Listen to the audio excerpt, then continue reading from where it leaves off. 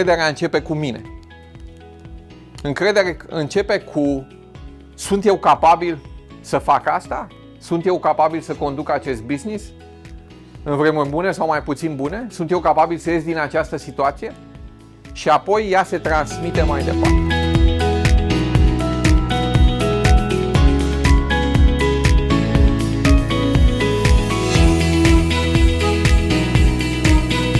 Hai să ne reinventăm modul de a gândi, modul de a acționa, să introducem tehnologia, să simplificăm business-ul, luarea deciziilor să se facă cu un simț al urgenței, pentru că prea mult stăm, măsurăm competențe fără îndoială de mare multinațională, dar între timp, timpul trece.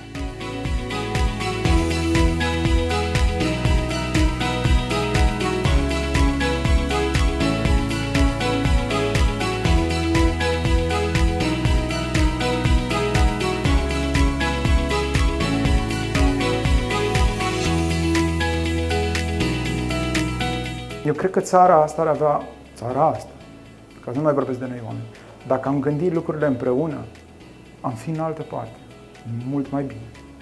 Dar ne lipsește povestea asta cu împreună.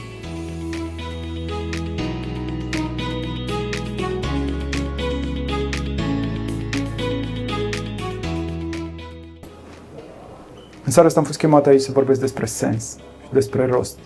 Toate poveștile astea pe care vi le-am arătat, cred că oamenii ăștia din ele și-au găsit un sens și un rost. Mi-e place tare mult să spun atunci când am în față oameni ca voi: hai să căutăm în jurul nostru motive pentru a spune România te iubesc.